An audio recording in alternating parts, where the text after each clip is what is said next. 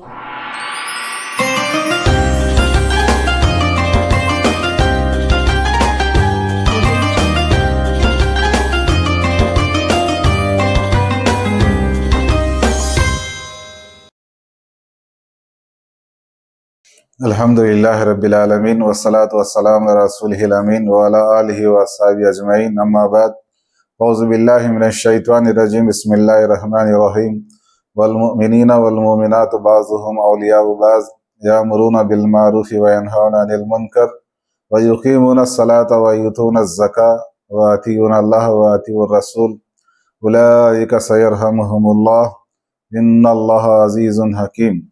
సదకల్లాహుల్ అజీం.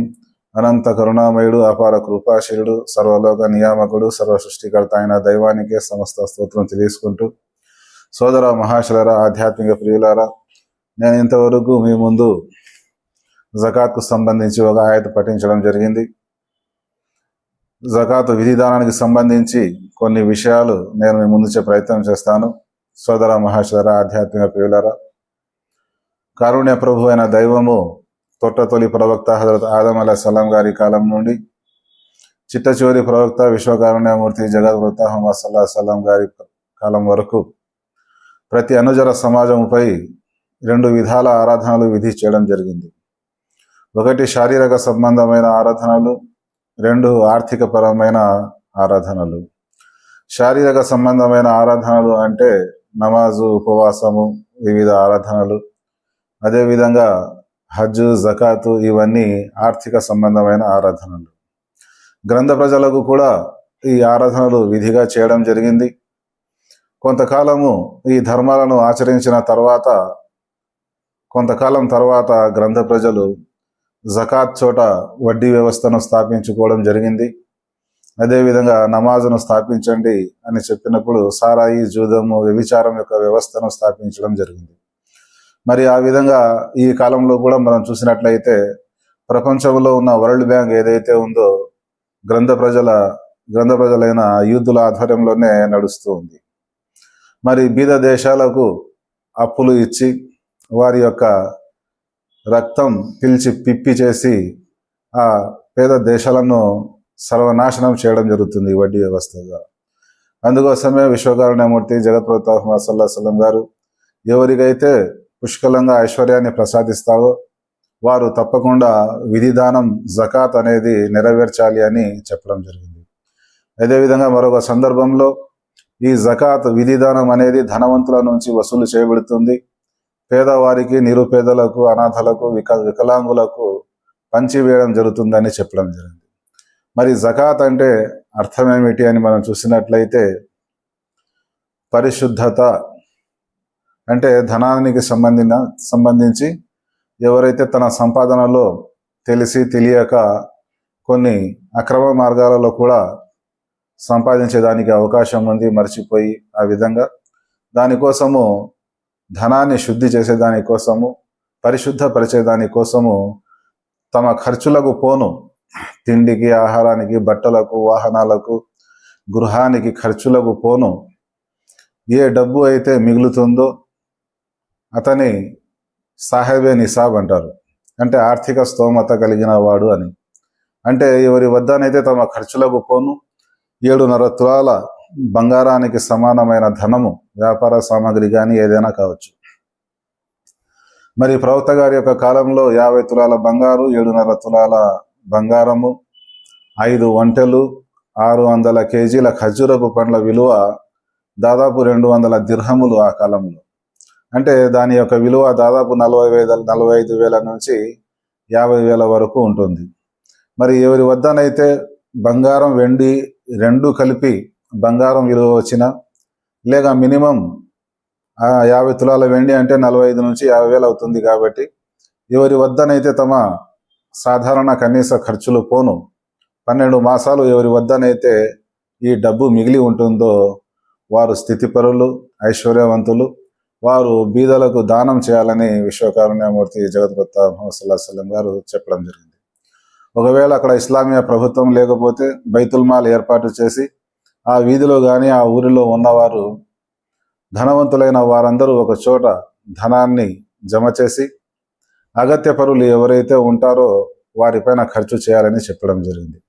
ఎవరైతే జకాత్ తీస్తారో, దానం చేస్తారో వారి యొక్క ధనాన్ని వచ్చే సంవత్సరం వరకు కాపాడే బాధ్యత దేవుడు తీసుకుంటాడని, మరియు ఆ ధనంలో శుభాన్ని ప్రసాదిస్తాడని కూడా విశ్వకారుణ్యమూర్తి జగత్ ప్రవక్త ముహమ్మద్ సల్లల్లాహు అలైహి వసల్లం గారు తెలియజేయడం జరిగింది. అదేవిధంగా మనిషి చాలా కష్టపడి సంపాదిస్తాడు కాబట్టి చాలామందికి ధనం పట్ల విపరీతమైన ప్రేమ ఉంటుంది.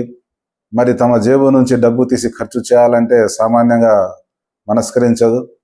అందుకోసమే విశ్వకారుణ్యమూర్తి జగత్ ప్రవక్త ముహమ్మద్ సల్లల్లాహు అలైహి వసల్లం గారు నమాజు వ్యవస్థ, ఉపవాసాలు ఇవన్నీ పాటించిన తర్వాత చివరిలో జకాత్ను విధిగా చేయడం జరిగింది. అందుకోసమే ప్రియ ప్రవక్త ముహమ్మద్ సల్లల్లాహు అలైహి వసల్లం గారు జకాత్ వసూలు చేసే వారికి తాకీదు చేసి పంపేవారు. వారికి ఇష్టమైన మంచి వస్తువులు జకాత్లో వసూలు చేయకుండా వారు అలవాటు పడేదాని కోసము వారు ఇచ్చిన వస్తువులనే స్వీకరించమని తాకీదు చేసి పంపడం జరిగింది.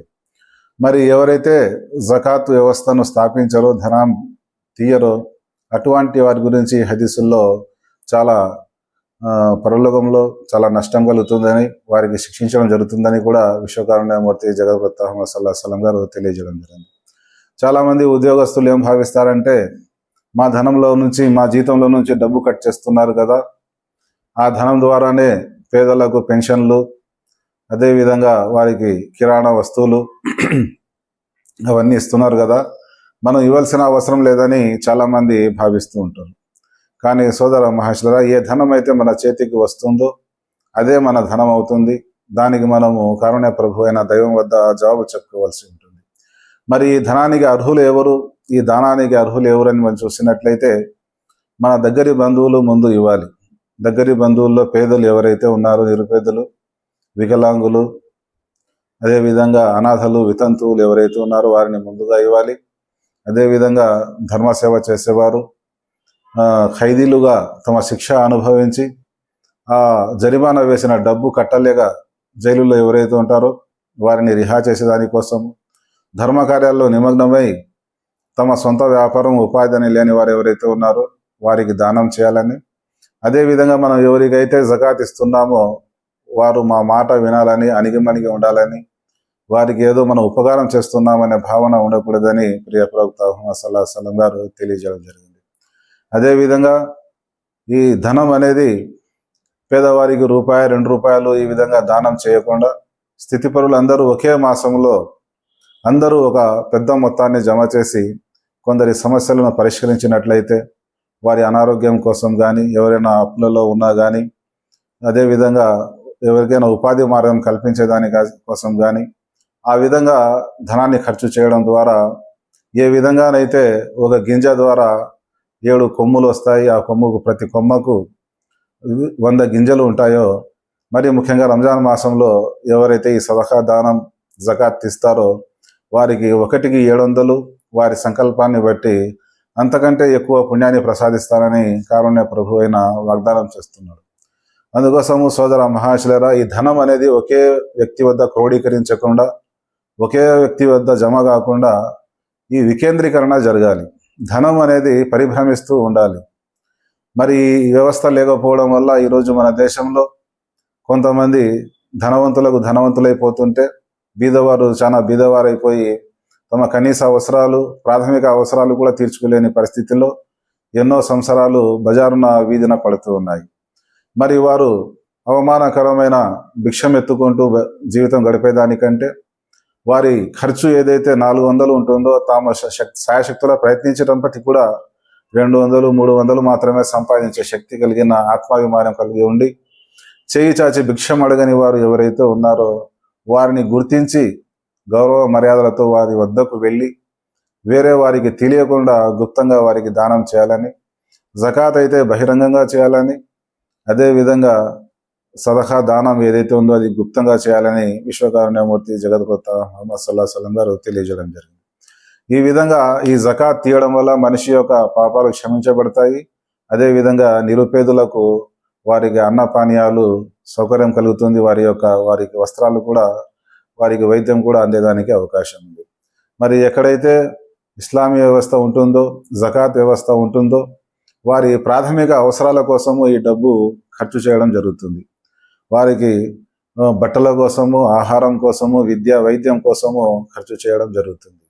ఈ విధంగా చేయడం వల్ల పేద ప్రజలు ఎవరైతే ఉన్నారో వారు కూడా కడుపు నిండా భోజనం తినగలుగుతారు, ఒంటి నిండా బట్టలు తొడగలుగుతారు. మరి అదేవిధంగా ఎవరికైతే శ్రీ సంపద ప్రసాదించారో వారికి కృతజ్ఞతలు తెలుపుకునే అవకాశం కూడా కలుగుతుంది. అందుకోసమే మనిషిలో ప్రపంచ వ్యామోహము, ధన వ్యామోహం పెరిగిపోకుండా ఉండే దానికోసము మనసులో దేవుని యొక్క ప్రేమ అత్యధికంగా ఉండాలనే ఉద్దేశంతో ఈ ధన ప్రేమను తగ్గించే దానికోసము ఆ కారుణ్య ప్రభు అయిన దైవము తాను ప్రసాదించిన అనుగ్రహాలు ఏవైతే ఉన్నాయో తోటి మానవులపై ఖర్చు చేయాలని, వినియోగించాలని కారుణ్య ప్రభు అయిన దైవం ఆజ్ఞాపించడం జరిగింది. ఇదే వ్యవస్థను విశ్వకారుణ్యమూర్తి జగద్గురు ముహమ్మద్ సల్లల్లాహు అలైహి వసల్లం గారు, ఆ తర్వాత హజరత్ అబూబకర్ సిద్దిక్, హజరత్ ఉమర్ గారు కూడా ఇదే వ్యవస్థను స్థాపించడం జరిగింది. మరి కొంతకాలానికి జకాత్ తీసుకునే వారే లేని పరిస్థితి వచ్చిందన్నమాట. మరి ఈరోజు మన దేశంలో చూసినట్లయితే ఎంతోమంది నిరుపేదలు అన్నాన్ని కూడా అల్లాడిపోయేవారు చాలామంది ఉన్నారు. అందుకోసము మనమే పండగ చేసుకొని మనమే సుఖ సంతోషాలతో ఉండడమే కాకుండా నిరుపేద ప్రజలు కూడా ఈ మాసములో వారు కూడా కడుపు నిండా భుజించి పండగ రోజు సంతోషంగా కొత్త బట్టలు తొడుక్కొని వారు కూడా ఆనందంగా ఉండాలి. కాబట్టి ఈ జకాత్ అనేది రంజాన్ మాసంలో తీసినట్లయితే ఎక్కువ పుణ్యం ప్రసాదించబడుతుందని విశ్వకారుణ్యమూర్తి జగత్ప్రత సల్లల్లాహు అలైహి వసల్లం తెలియజేయడం జరిగింది. ఈ జకాత్కు సంబంధించి చాలా విషయాలు ఉన్నాయి సోదర మహాశయులారా. నెక్స్ట్ వీక్ ఇంకొక వీడియో జకాత్కు సంబంధించి వస్తుంది. ఇది జకాత్ చెల్లించని వారి యొక్క పరిస్థితి, చెల్లించకపోవడం వల్ల కలిగే కష్టాలు ఏవైతే ఉన్నాయో అవి ఇహలోకంలో ఏ విధంగా ఉంటాయి, పరలోకంలో ఏ విధంగా ఉంటాయి, ఇన్షాల్లా నెక్స్ట్ వీడియోలో తెలిపే ప్రయత్నం చేస్తాను. ఈ వీడియో మీకు నచ్చినట్లయితే సబ్స్క్రైబ్ చేయండి, బంధుమిత్రులకు షేర్ చేయండి. ఏవైతే విషయాలు చెప్పామో విన్నామో అర్థం చేసుకుని ఆచరించి సద్బుద్ధి కలగజేయాలని, తద్వారా మనందరి పరలోకాల్లో మోక్షం కలగాలని వేడుకుంటున్నాను. అస్సలాము అలైకుం వరహమతుల్లాహి వబరకాతుహు.